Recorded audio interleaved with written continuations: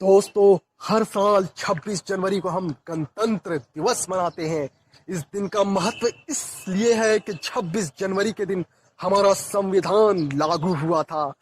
जैसा कि हम सब जानते हैं कि हमारा संविधान दुनिया का सबसे बड़ा लिखित संविधान है। हमारे देश का संविधान ही यह बताता है कि हमारे देश में कोई काम किस प्रकार से होगा, हमारे देश में किस प्रकार की सरकार होगी, उसके क्या क्या राइट्स होंगे, कैसे उसका सिलेक्शन होगा, हम हिंदुस्तानियों के क्या क्या राइट्स हैं, हमारे देश को चलाने का लॉ एंड ऑर्डर क्या है, किसके क्या क्या पावर्स एंड लिमिटेशंस हैं।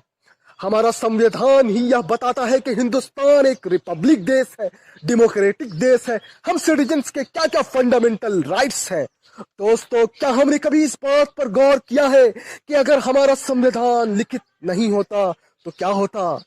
हमारे देश में कोई भी काम नियमित रूप से नहीं हो पाते। किसी भी समय कोई भी नियम कानून लागू करके हमसे कुछ भी करवा लेता।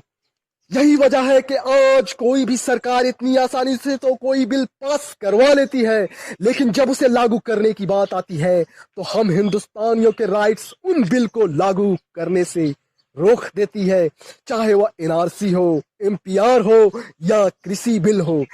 इस संविधान का महत्व हमें तब पता चलता है जब इस तरह की कोई घटना घटित हो जाती है।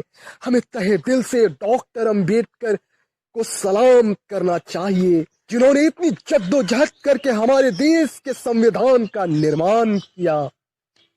इसी बात के साथ मैं अपनी बात खत्म करना चाहता हूं कि जिस तरह से हमारे देश का संविधान हमारे देश के टुकड़े टुकड़े होने से रोके रखती है, ठीक उसी तरह हमें भी अपने जीवन के लिए कुछ लिखित रूल्स एंड रेगुलेशंस बनाने चाहिए, जिन्हें हम अपने जीवन में लागू कर सकें, जो हमें मुश्किल समय में बिखरने से रोके रखे, जो हमें हमारे जीवन के उद्देश्य को प्राप्त करने के लिए महत्वपूर्ण हो और हमारे फील्ड में हमें शिखर पर ले जाए।